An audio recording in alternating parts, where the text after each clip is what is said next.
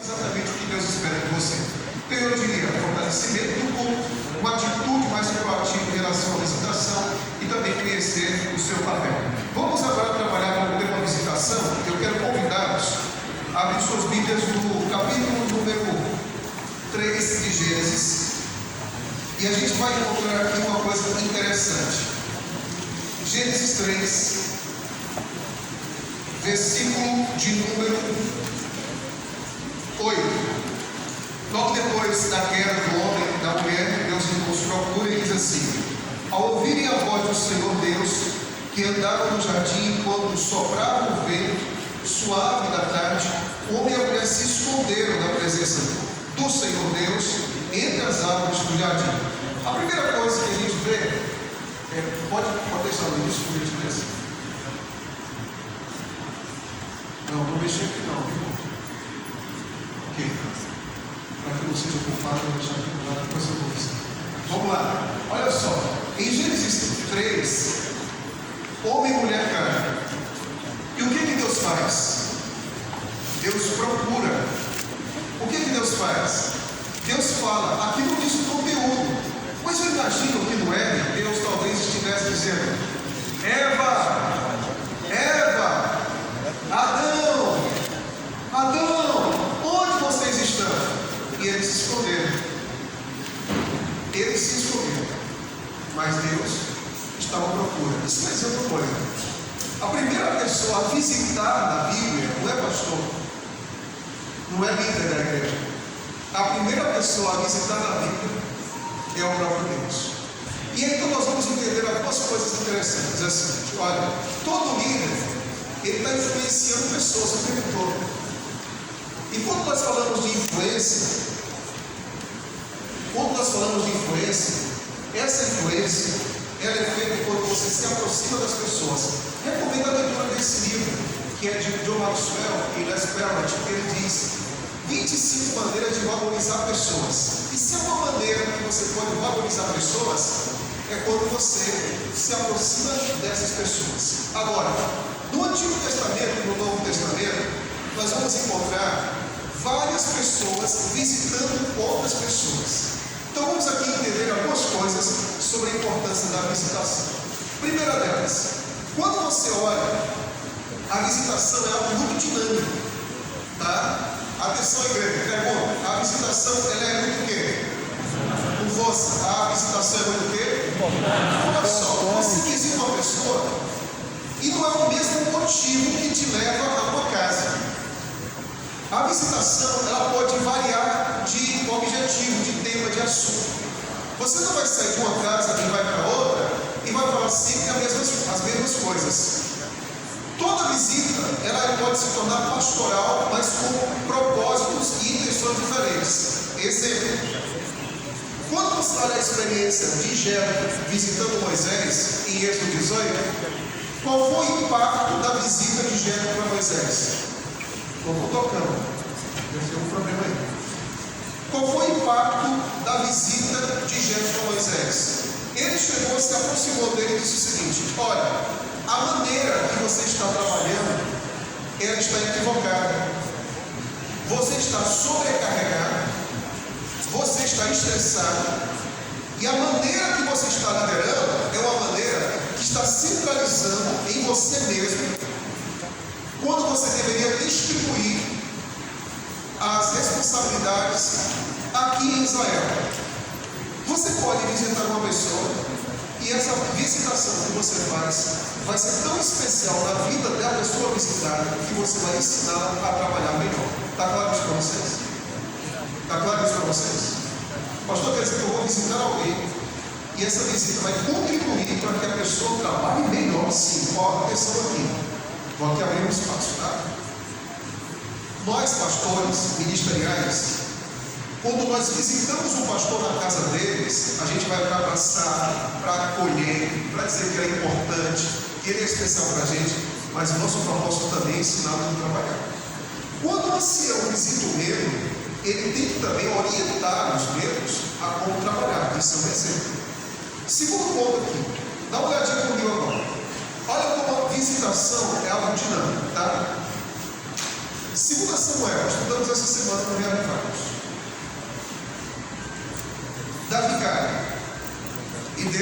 sussurro no ouvido de Natan: vá à casa de Davi, diga para ele que ele pecou, que ele precisa confessar, que ele precisa se arrepender. Então ele cria uma parábola e Natan vai até a casa de Davi dizer para Davi que ele precisa ajustar a sua caminhada com Deus.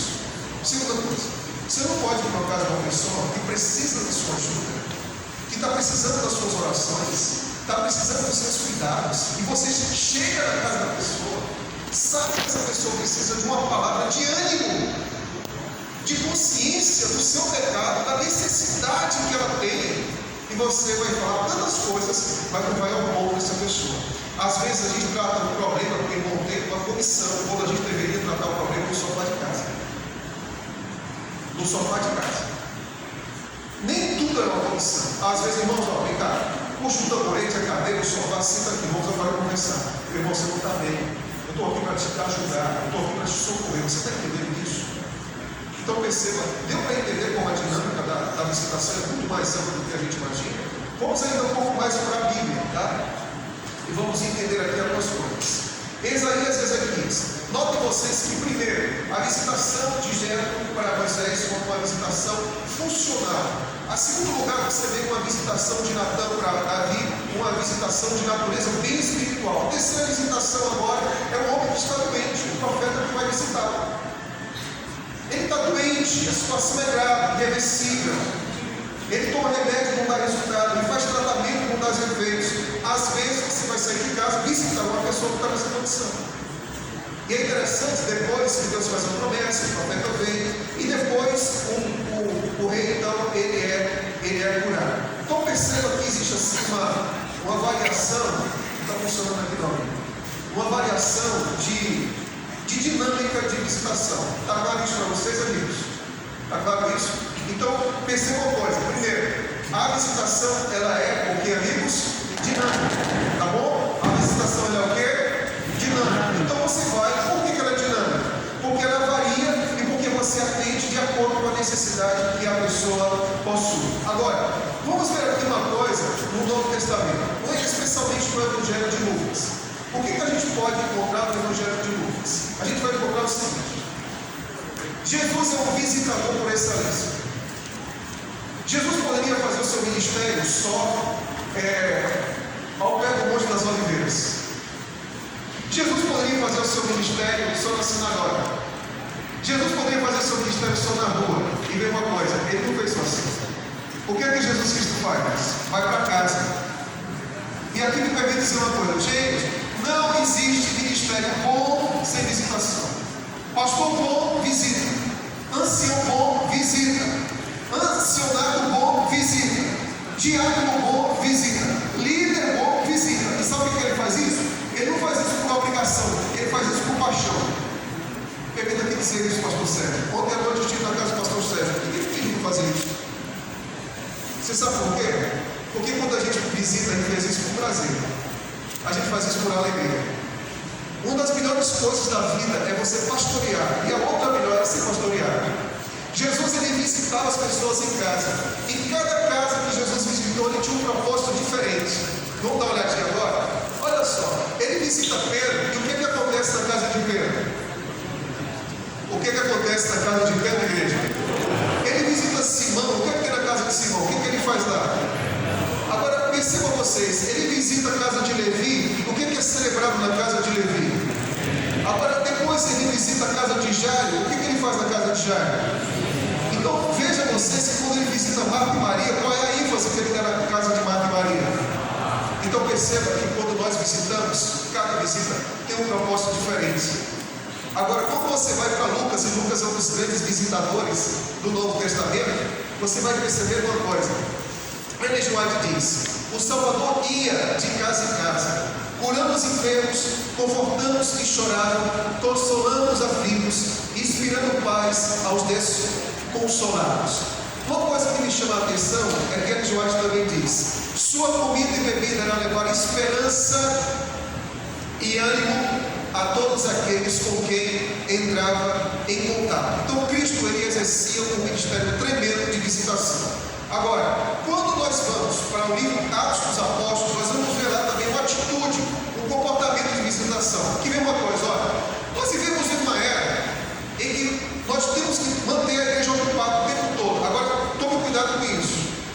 problema a gente tem? A gente pode correr o risco. A gente pode correr o risco da gente manter tanta igreja ocupada que a gente não tem tempo para cuidar da igreja. Você já imaginou que às vezes a gente está assim, é uma reunião ali, outra reunião por lá e tudo mais. O que eu quero dizer é o seguinte: nós podemos correr o risco de ver a igreja tão movimentada, tão ativa, que a gente não tem tempo para dar atenção à própria igreja. Hoje as pessoas dizem o seguinte: por que você não visita? Porque eu não tenho tempo. Você sabe quantas vezes, vou dar aqui alguns exemplos, sabe quantas vezes uma pessoa tira o celular no bolso por dia? 200 vezes. Tem outros que não tiram mais, né? Já está pregado na mão.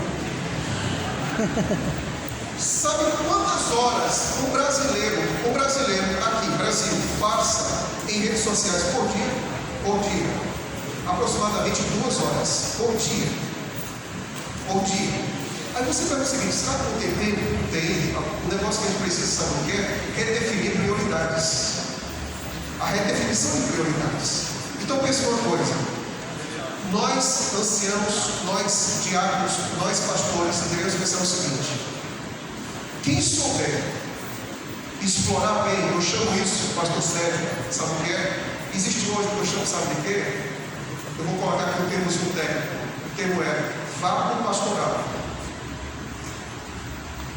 Vácuo pastoral. O que é isso, pastor? Vácuo pastoral. Vácuo pastoral é o seguinte: é quando você tem um rebanho, seja ele em união, seja ele na divisão, seja ele no escritório, seja ele numa igreja grande, seja ele numa igreja pequena, que quando o líder ele ocupa esse espaço, que é o vácuo pastoral, ele faz a diferença na vida de outra pessoa. Aí você diz: quando é que acontece esse vácuo pastoral? É quando pessoas deixam de cuidar de pessoas, fica o vácuo. Quando você começa a ter a atenção de sair de casa e dizer o seguinte: eu vou hoje visitar fulano, eu vou sair daqui, irmãos, e daqui a uma semana eu vou estar visitando todos os pastores da Novo Tempo, todos os pastores da Novo Tempo, na casa deles. Eu já fiz isso pelo Zoom quando era na pandemia. Por que eu estou falando isso? Porque existe uma coisa: visitação, embora eu esteja aqui dando um seminário para vocês, não é visitação. Visitação não é um seminário, visitação é uma atitude. Está claro isso, amigos?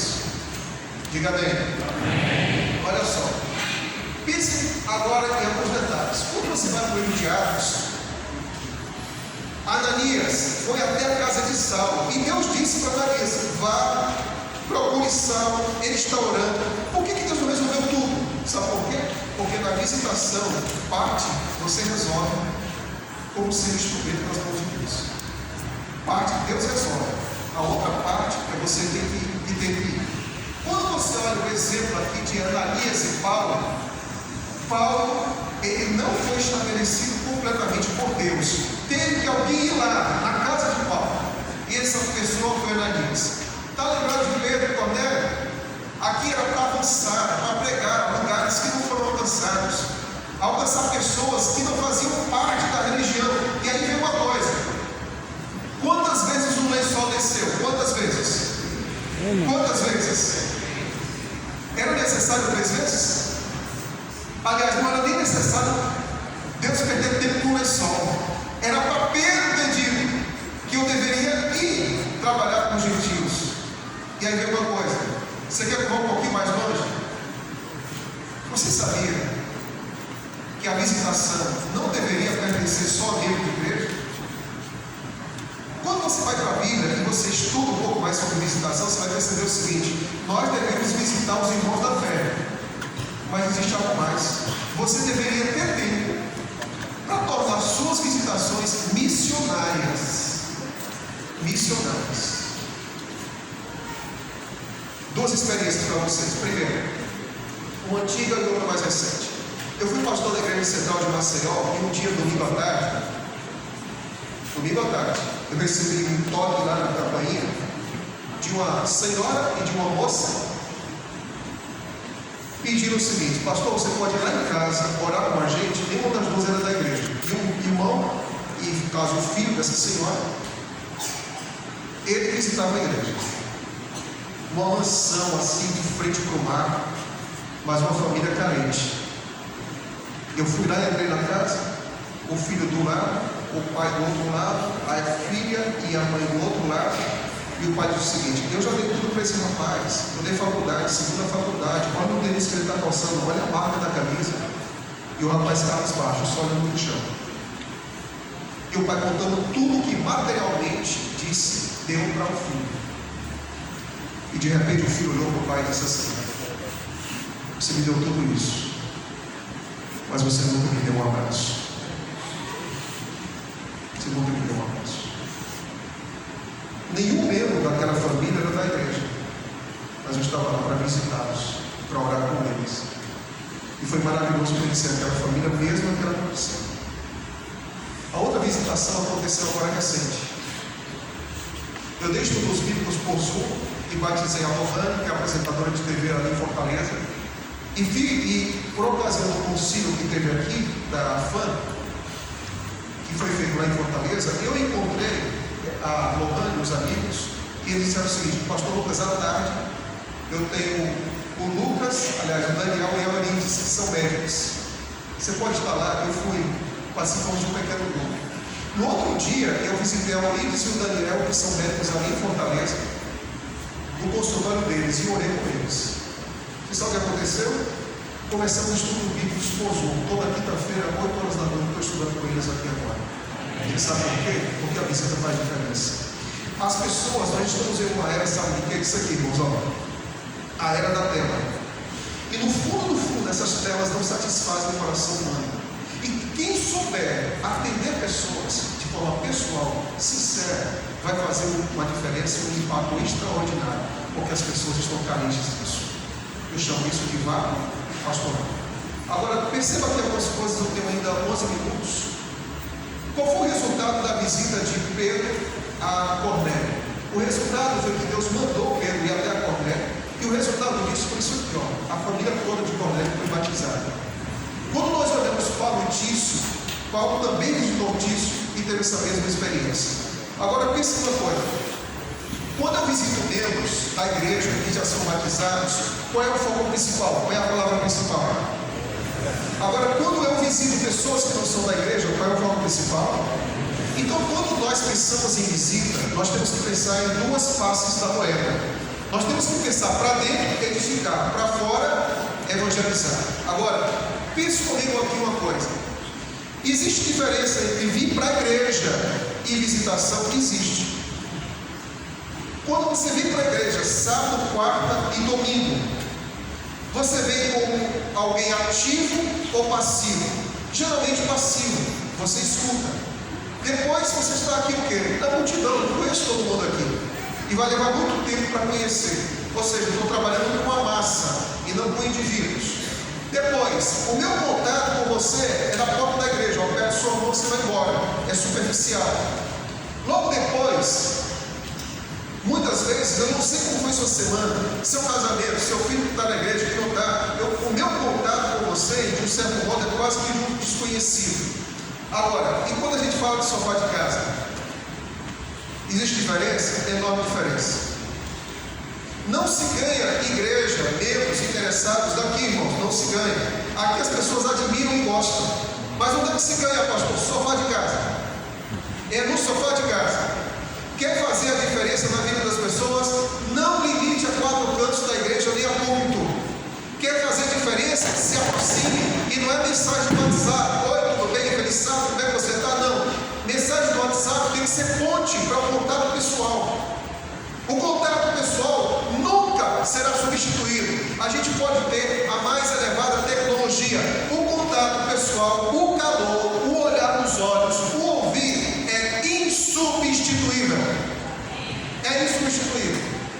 Pode mandar emojis, sorrindo, o emoji de Jesus assim, braços abertos. Está tudo bem, mas não vai funcionar tanto. Só vai funcionar se você sair de casa, pegar o carro, pegar o Uber, a bicicleta, a moto e andar 2, 3, 10, 15 quilômetros, sentar com uma pessoa. E outra coisa, eu particularmente não gosto de visita rápida.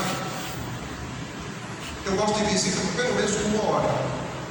E outra coisa, Dependendo da pessoa que você visita, exemplo, jovem é um pouco mais dinâmico, mas eles gostam de conversar. Agora, se você for visitar uma pessoa de terceira idade, ela vai contar toda a história dela. Então você não pode visitar em horas, você tem que aumentar essa visita. E faz parte, é a vida, ok? E quanto mais você escuta, você está dizendo para a pessoa o quê? Você é o quê? Você é importante. Agora, qual a diferença de sofá de casa? Sofá de casa você conhece quem? A família. No sofá de casa você faz o quê? No sofá de casa você atinge o quê? Coração. E aí no sofá de casa o seu diálogo com essa pessoa, ele é o quê? Profundo. E você se torna o quê? Está claro isso para vocês? O que é que vocês acham disso? Funciona assim ou não? Ok, então vamos avançar mais um pouco. Olha o que Ellen White diz, Evangelismo, página 641. O ministro que dirige a obra fora do púlpito, e eu creio nisso, viu? Isso aqui não é frase de papo. Pastor que faz obra fora do púlpito, o ancião que faz obra fora do púlpito, o diácono que faz obra fora do púlpito, realizará 10 vezes mais do que aquele que limita. Aqui é um lugar limitado, o púlpito é um lugar limitado, seu labor ao público. Agora, quem deve visitar? Vamos lá. No Guia para Anciãos, e vocês vão receber o Guia para Anciãos novo 2023, viu? Em maio do ano que vem estará pronto nas suas mãos. E aqui diz que os membros, visitar os membros é vital para o fortalecimento da igreja. Guia para ancião, ou seja, ancião bom, visita. Segundo, diáconos e diaconisas. O ministério da visitação para 58 aos membros é obra primordial no ministério do diaconato. Diaconato bom, visita. Depois, guia para ministros. Visitar de casa em casa constitui importante parte do trabalho de quem, irmãos? Ele deve ter como alvo conversar com todos os membros da família. Aí vem um ponto: nós pastores, nós não visitamos você marido, você esposa, nós visitamos o adolescente, a criancinha pequena. A atenção na visitação deve ser para todos em casa. E diz mais: todos os membros da família, quer professem a verdade, quer não. Agora, qual deve ser a ênfase principal da visitação? Aqui eu coloco 3 coisas para você pensar: administrativa, visita social e visita pastoral. 3 tipos, quais são? Primeiro, qual é a primeira? Com força, qual é a primeira? Segunda? Terceira? Então é o seguinte: chegou na casa da pessoa, qual é a diferença? Como você faz a visita, por exemplo, vai ter quebrando o silêncio. Aí eu vou visitar a pessoa: irmão, está aqui o quebrando o silêncio, você vai mandar o quebrando o silêncio, o PowerPoint do quebrando o silêncio, o grito de guerra do quebrando o silêncio, o apelo do quebrando o silêncio e a música quebrando o silêncio. Eu deixo tudo lá. Tchau, irmão, Deus abençoe. Isso foi uma visita pastoral? Isso foi uma visita o quê? Porque a visita administrativa, eu dou ênfase à tarefa, ao programa e ao material. Está claro isso? Segundo, quando eu faço uma visita social, aí eu vou falar de quem? Vou falar quem vai ganhar política esse ano. O Brasil vai ser campeão da Copa. Eu falo de tudo, mas não falo de assuntos espirituais. O nome disso é visita o quê? O assunto qual é? Então, no secular, eu falo de assuntos corriqueiros, de amizade e também, às vezes, eu não me aprofundo a temas desses. Mas aí vem a coisa: qual é o verdadeiro papel da visita? Verdadeiro papel. Toda visita pastoral, mas você tem que chegar lá. Toda visita